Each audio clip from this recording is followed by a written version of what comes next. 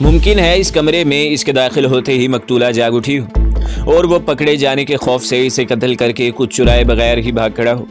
दरोगा जी ने अपनी दानिश में बड़ा तीर मारा। माय डियर फरीदी जोश में बोला, लेकिन मैं साबित कर सकता हूँ कि कातिल हमले के बाद काफ़ी देर तक इस कमरे में ठहरा है। सब इंस्पेक्टर के चेहरे पर तमस्खर अमेज मुस्कुराहट फैल गई और सर्जेंट हमीद इसे दांत पीस कर घूरने लगे। इंस्पेक्टर फरीदी ने निहायत सुकून के साथ कहना शुरू किया। जिस वक्त शौकत ने मकतूला को देखा वो सर से पैर तक कंबल ओढ़े हुए थे। जाहिर है कि इससे पहले कोई कमरे में दाखिल भी ना हो सकता था, क्योंकि दरवाज़ा अंदर से बंद था। लिहाजा लाश पर पहले शौकत ही की नज़र पड़ी, इसलिए किसी और के मुंह ढांकने का सवाल ही पैदा नहीं होता। अब ज़रा लाश के करीब आई। दरोगा जी, मैं आपसे कह रहा हूँ, ये देखिए मकतूला का निचला होंठ इसके दांतों में दब कर रह गया है। इससे साफ जाहिर होता है कि कातिल ने एक हाथ से मकतूला का मुंह दबाया था और दूसरे हाथ से वार किया था। फिर फौरन ही मुंह दबाए हुए इसके पैरों पर बैठ गया था ताकि वो जुम्बश न कर सके, और वो इस हालत में इस वक्त तक रहा जबकि मकतूला ने दम न तोड़ दिया। होंठ का दांतों में दबा होना जाहिर कर रहा है कि वो तकलीफ की शिद्दत में सिर्फ इतना कर सके कि इसने दांतों में होंठ लिया, लेकिन कातिल के हाथ के दबाव की वजह से होंठ फिर अपनी असली हालत पर ना आ सका और इसी हालत में लाश ठंडी हो गई।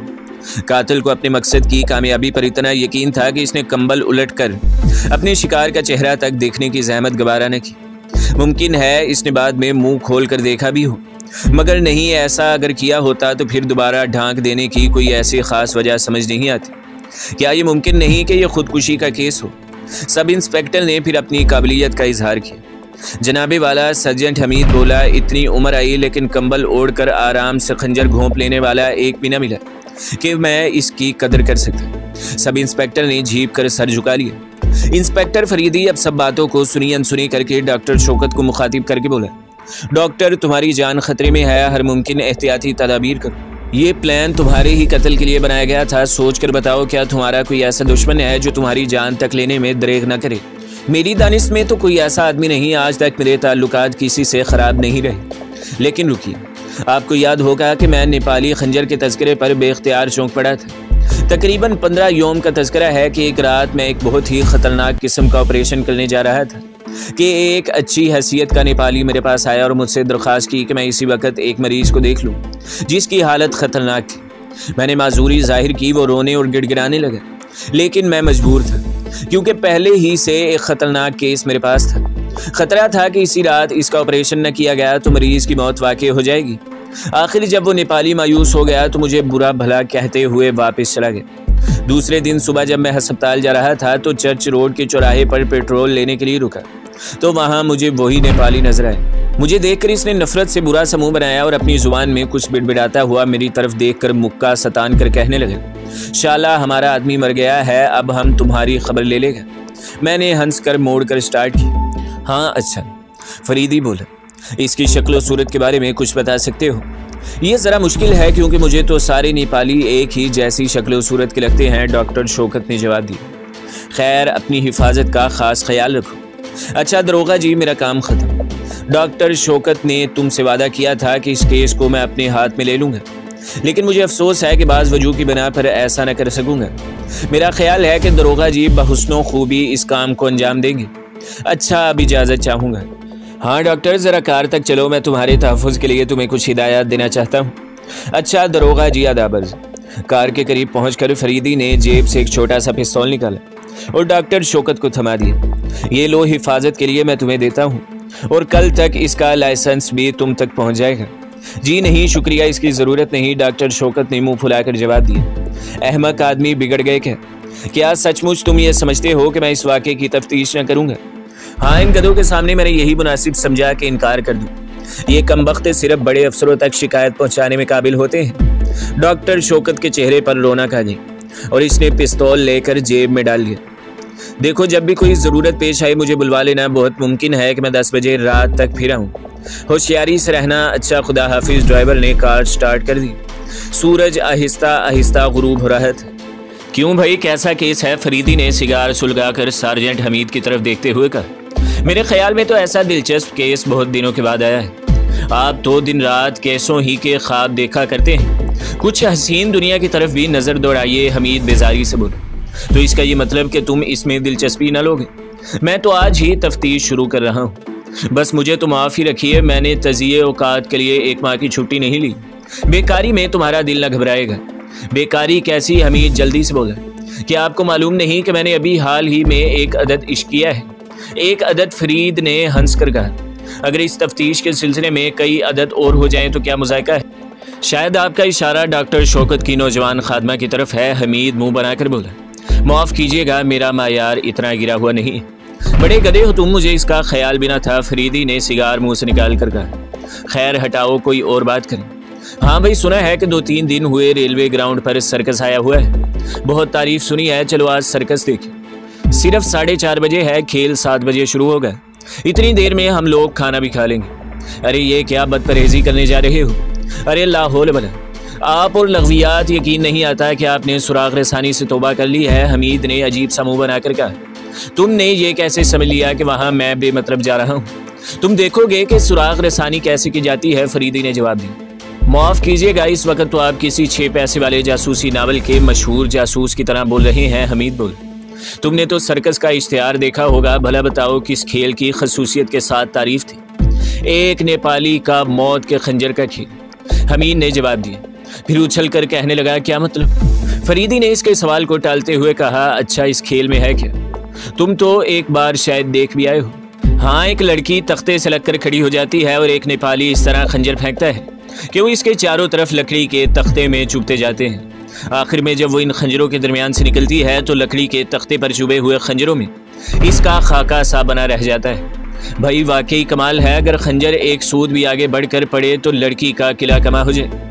अच्छा, इन खंजरों की लंबाई क्या होगी? फरीदी ने सिगार का कश लेकर कहा। मेरे ख्याल से वो खंजर वैसे ही है जैसा कि आपने मकतूला के सीने से निकाला था। बहुत खूब, फरीदी इत्मीनान से बोला। अच्छा तो ये बताओ कि खंजर का कितना हिस्सा लकड़ी के तख्ते में घुस जाता होगा? मेरे ख्याल में चौथाई। मामूली ताकत वाले के बस का रोग नहीं, फरीदी ने हमीद की पीठ ठोंकते हुए जवाब में कहा। अच्छा मेरे दोस्त, आज सर्कस ज़रूर देखा जाएगा। आखिर आपका मतलब क्या है? हमीद बेचैनी से बोला। अभी फ़िलहाल तो कोई मतलब नहीं बकौल तुम्हारे। अभी तो मेरी स्कीम किसी 6 पैसे वाले नावल के सुराग रसाही की स्कीम की तरह मालूम हो रही है। आगे अल्लाह मालिक है। आखिर कुछ बताइए तो। क्या ये मुमकिन नहीं कि सबिता देवी के कत्ल में इसी नेपाली का हाथ हो? यूं तो इसके कत्ल में मेरा भी हाथ हो सकता है। हमीद हंस कर बोला। तुम नहीं समझते, एक लहीम शहीम औरत की लाश को फड़कने से रोक देना किसी मामूली ताकत वाले आदमी का काम नहीं। एक ज़िबा किए हुए मुर्ग को संभालना दुश्वार हो जाता है। फिर जिस शख्स ने डॉक्टर शौकत को धमकी दी थी वो भी नेपाली ही था। ऐसी सूरत में क्यों ना हम इस शुबे से फ़ायदा उठाएं। मैं ये वसूख के साथ नहीं कहता कि कत्ल में सर्कस वाले नेपाली का ही हाथ है, फिर भी देख लेने में क्या मुज़ायका है। अगर कोई सुराग न मिल सका तो तफरीह ही हो जाएगी। खैर मैं सर्कस देखने से इनकार नहीं कर सकता क्योंकि इसमें तकरीबन 2 दर्जन लड़कियां काम करती हैं। लेकिन मैं ये भी नहीं चाहता कि वहाँ खेल के दौरान में आप बहसे मुबाहिसा करके मेरा मजाक कुरकुरा कर दें। तुम चलो तो सही, मुझे ये भी मालूम है। फरीदी ने बुझा हुआ सिगार सुलगा कर कहा। शहर पहुंचकर इनकी हैरत की कोई इंतहा न रही जब उन्होंने इवनिंग न्यूज़ में निशात नगर के कत्ल का हाल पढ़ा। इस पर इंस्पेक्टर फरीदी के दलाइल का एक एक लफ्ज़ तहरीर था और ये भी लिखा था कि इंस्पेक्टर फरीदी ने निजी तौर पर मौका वारदात का मुआयना किया था, लेकिन उन्होंने निजी तफ्तीश करने से इनकार कर दिया है। इसमें यह भी लिखा था कि इंस्पेक्टर फरीदी 6 माह की रुख्सत पर हैं, इसलिए ख्याल होता है कि शायद सरकारी तौर पर भी यह काम इनके सुपुर्द न किया जा सके। मेरे ख्याल से जिस शख्स को हम लोग डॉक्टर का पड़ोसी समझ रहे थे वो इवनिंग न्यूज़ का नामा निगार था। फरीदी ने कहा। अब तक तो हालात हमारे मुआफिक हैं। इस खबर का आज ही शाया हो जाना बड़ा अच्छा है। अगर वाकई सर्कस वाला नेपाली ही कातिल है तो हम बासानी इस खबर का रद्द-ए-अमल देख सकेंगे। हाँ, हमीद कुछ सोचते हुए यूं ही बेख्याली में बोला। क्या कोई नई बात सूझी है? फरीदी ने कहा। मैं कहता हूँ आखिर दर्द असल मोल लेने का क्या फ़ायदा है? क्यों ना हम लोग अपनी छुट्टियाँ हंसी खुशी गुजारें। अच्छा बकवास बंद, फरीदी चिल्ला कर बोला। अगर तुम मेरा साथ नहीं देना चाहते तो ना दो, मैं तुम्हें मजबूर नहीं करूँगा।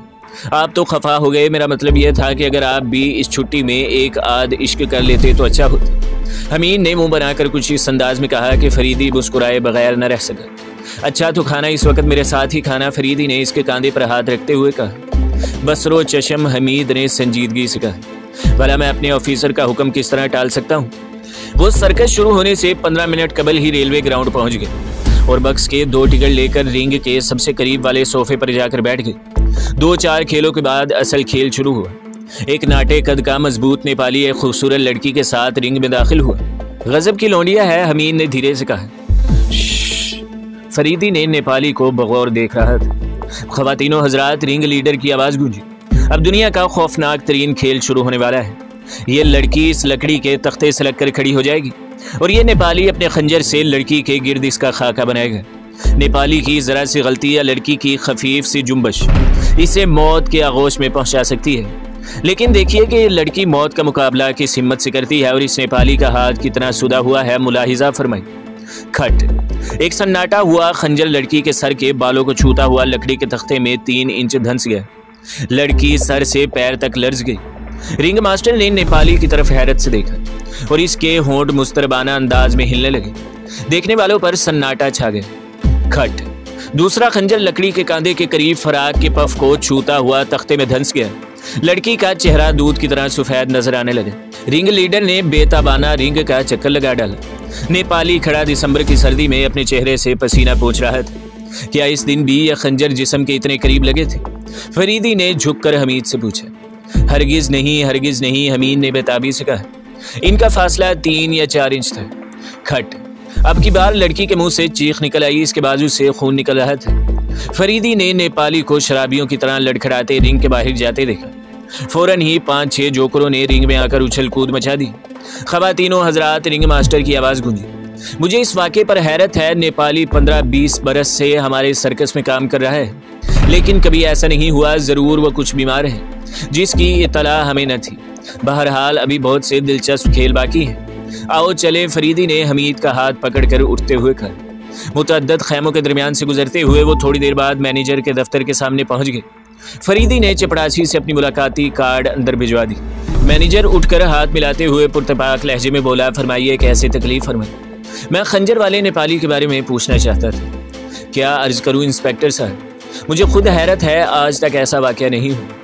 मुझे सख्त शर्मिंदगी है। क्या कानूनन मुझे इसके लिए जवाबदेह होना पड़ेगा? कुछ समझ में ही नहीं आता। आज कई दिन से इसकी हालत बहुत अबतर है। वो बेहद शराब पीने लगा है, हर वक्त नशे में डींगे मारता रहता है। अभी कल ही अपने एक साथी से कह रहा था कि मैं अब इतना दौलतमंद हो गया हूँ, मुझे नौकरी की भी परवाह नहीं। इसने इसे नोटों की कई गड्डियाँ भी दिखाई थी।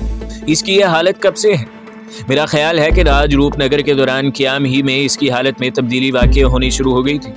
राज रूपनगर, हमीद ने चौंक कर कहा, लेकिन फरीदी ने इसके पैर पर अपना पैर रख दिया। क्या राज रूपनगर में भी आपकी कंपनी ने खेल दिखाए हैं? जी नहीं, वहाँ कहाँ, वो तो एक कस्बा है। हम लोग वहाँ ठहर कर एक दूसरे काफिले का इंतजार कर रहे थे। राज रूपनगर वही तो नहीं जो नवाब वजाहत मिर्जा की जागीर है? जी हाँ वही। क्या ये नेपाली पढ़ा लिखा है? जी हाँ, मैट्रिक पास है। मैं इससे भी कुछ सवालात करना चाहता हूँ। ज़रूर मेरे साथ चलिए, लेकिन ज़रा हमारा भी ख्याल रखिएगा। मैं नहीं चाहता कि कंपनी का नाम बदनाम हो। वो तीनों खैमों की कतारों से गुजरते हुए खैमे के सामने रुक गए। अंदर चलिए, मैनेजर बोला। नहीं, सिर्फ आप जाइए। आप इससे हमारे बारे में कहिएगा। अगर वो मिलना पसंद करेगा तो हम लोग मिलेंगे, वरना नहीं। फरीदी ने कहा। मैनेजर पहले तो कुछ देर तक हैरत से इसे देखता रहा, फिर अंदर चला गया। फरीदी ने अपनी आंखें खैमे की जाली से लगा दी। नेपाली अभी तक खेल ही के कपड़े पहने हुए थे। वो बहुत परेशान नजर आ रहा था। मैनेजर के दाखिल होते ही वो उछल कर खड़ा हो गया, लेकिन फिर इसके चेहरे पर कदमे इत्मीनान के आसार नजर आने लगे। ओ आप हैं, मैं समझा। जी कुछ नहीं, मुझे सख्त शर्मिंदगी है। वो रुक कर बोला। तो क्या तुम किसी और का इंतजार कर रहे थे? मैनेजर ने कहा। जी नहीं। वो हकलाने लगा। नहीं, बिल्कुल नहीं। बाहिर फरीदी ने गहरा सांस लिया और इसकी आंखों में अजीब किस्म की वहशियाना चमक पैदा हो गई। मैं माफ़ी चाहता हूँ, मुझे अफसोस है। नेपाली खुद को संभाल कर बोला। मैं इस वक्त इस मामले पर गुफ्तगू करने नहीं आया। मैनेजर बोला। बात दरअसल ये है कि एक साहिब तुमसे मिलना चाहते हैं। नेपाली बुरी तरह कांपने लगे। मुझसे मिलना चाहते हैं? वो बदहवास होकर बैठते हुए हकलाए। मगर मैं नहीं मिलना चाहता। वो मुझसे क्यों मिलना चाहते हैं? मैं यही बताने के लिए मिलना चाहता हूँ कि मैं क्यों मिलना चाहता हूँ। फरीदी ने खैमे में दाखिल होकर कहा। इसके पीछे हमीद भी था। मैं आपको नहीं जानता, इसने खुद को संभाल कर कहा। मेरा ख्याल है कि इससे पहले मैं आपसे नहीं मिला। मैं खुफिया पुलिस का इंस्पेक्टर। फरीदी ने जल्दी से कहा। खुफिया पुलिस? वो इस तरह बोला है जैसे कोई ख्वाब में बिड़बिड़ाता है। लेकिन क्यों? आखिर आप मुझसे क्यों मिलना चाहते हैं? मैं तुम्हें परेशान करना नहीं चाहता, लेकिन तुम अगर मेरे सवालात का सही जवाब दोगे तो फिर तुम्हें डरने की ज़रूरत नहीं। क्या तुम कल रात निशाद नगर डॉक्टर शौकत की कोठी पर गए थे? फरीदी ने यह जुमला निहायत सादगी और इत्मीनान से अदा किया, लेकिन इसका असर किसी बम के धमाके से कम न था। नेपाली बेख्तियार उछल पड़ा। फरीदी को अब पूरा यकीन हो गया। नहीं नहीं, वो कपकपाती हुई आवाज़ में चीखा, तुम सफ़ेद झूठ बोल रहे हो, मैं वहाँ क्यों जाता? नहीं, ये झूठ है, पक्का झूठ। इससे कोई फ़ायदा नहीं मिस्टर, फरीदी बोला। मैं जानता हूँ कि कल रात तुम डॉक्टर शौकत को कत्ल करने गए और इसके धोखे में सबिता देवी को कत्ल कराए। अगर तुम सच मुझे बता दोगे तो मैं तुम्हें बचाने की कोशिश करूँगा, क्योंकि मैं जानता हूँ कि तुम्हें किसी दूसरे ने कत्ल पर आमादा किया था। आप मुझे बचाने की कोशिश करेंगे? वो बेबसी से बोला। ओ मेरे खुदाया, मैंने भयानक गलती की। शाबाश, हाँ आगे कहो, फरीदी नरम लहजे में बोला। सर्कस का मैनेजर उन्हें हैरत और खौफ की नज़रों से देख रहा था। नेपाली इंस्पेक्टर फरीदी के इस अचानक हमले से पहले ही सरासीमा हो गया था। इसने एक बेबस बच्चे की तरह कहना शुरू किया, जी हाँ, मैं ज़रूर बताऊंगा, मगर मैं बेकसूर हूँ। आपने कहा कि मैं तुम्हें बचा लूँगा। इसने मुझे 10,000 रुपये पेशगी दिए थे और कत्ल के बाद 10,000 रुपये और देने का वादा किया था। उफ, मैंने ये क्या किया? इसका नाम, हाँ इसका नाम है। वो चीख कर आगे की तरफ झुक गया। वो देखो, सर्जेंट हमीद चीखा। किसी ने खैमे के पीछे से नेपाली पर हमला किया था। खंजर खैमे के कपड़े की दीवार फाड़ता हुआ इसकी पीठ में घुस गया था। वो बक्स पर बैठे बैठे 2-3 बार तड़पा, फिर खंजर की गिरफ्त से आज़ाद होकर फर्श पर आ रहा। हमीद, बाहर बाहर देखो, जाने न पाए। इंस्पेक्टर फरीदी गुस्से में चिल्लाए। चीख की आवाज़ सुनकर कुछ और लोग भी आ गए। सबने मिलकर कातिल को तलाश करना शुरू कर दिया, लेकिन बेसूद मैनेजर को घबराहट की वजह से गश आ गया था। कोतवाली इत्तला पहुंचा दी गई। थोड़ी देर बाद कई कांस्टेबल और 2 सब इंस्पेक्टर मौका वारदात पर पहुंच गए। इंस्पेक्टर फरीदी को वहां देखकर उन्हें सख्त हैरत हुई। फरीदी ने उन्हें मुख्तसरन सारा हाल बताया। मकतूल के इकरार जुर्म का गवाह मैनेजर था, लिहाजा मैनेजर का बयान हो रहा था कि इंस्पेक्टर फरीदी और सर्जेंट हमीद वहां से रवाना हो गए। इनकी कार तेजी से निशाद नगर की तरफ जा रही थी। क्यों भाई, रहा न वही 6 पैसे वाले जासूसी नावल वाला मामला? फरीदी ने हंस कर कहा। अब तो मुझे भी दिलचस्पी हो चली है, हमीद ने कहा, लेकिन ये तो बताइए कि आपको यकीन क्यों कर हुआ था कि यही कातिल है? यकीन कहाँ, महज शुबा था, लेकिन मैनेजर से गुफ्तगू करने के बाद कुछ यकीन हो चला था कि साजिश में किसी दूसरे का हाथ जरूर था। मैं ये भी सोच रहा था कि कत्ल के सिलसिले में अपनी गलती का एहसास हो जाने के बाद ही से इसकी हालत गैर हो गई थी। यही वजह थी कि खेल के वक्त इसका हाथ बहक रहा था। अब इसे शायद इस शख्स का इंतजार था जिसने इसे कत्ल के लिए आमादा किया था। इस हमाकत की जवाबदेही के ख्याल ने उसे और भी परेशान कर रखा था। इन्हीं सब चीज़ों को मद्देनज़र रखकर मैंने खुद पहले इसके खैमे में जाना मुनासिब न समझा। मैनेजर को अंदर भेजकर मैं जाली से इसका रद्द-ए-अमल देखने लगा। जाली से तो तुम भी देख रहे थे। बहरहाल आज से मैं आपका पूरा शागिर्द हूँ, हमीद ने कहा। तो दोस्तों, अगली किस्त देखने के लिए हमारे चैनल को सब्सक्राइब करें, वीडियो को लाइक करें और बेल के आइकॉन को भी दबा दें, ताकि हर जो आने वाली वीडियो है वो आपको सबसे पहले मिलती रहे।